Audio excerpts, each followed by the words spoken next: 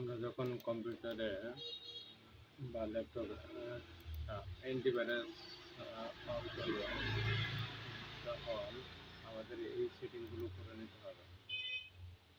প্রথমে আমরা সেটিংয়ে চলে যাব, তারপরে আপডেট সিকিউরিটিতে চলে যাব, তারপরে উইন্ডোজ সিকিউরিটিতে চলে যাব, তারপরে ভাইরাস দ্যাট প্রোটেকশনে চলে যাব,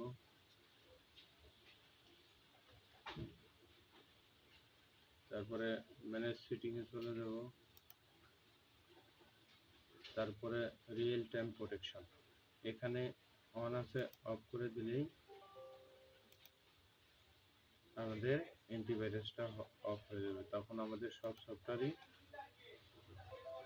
অন করা যাবে।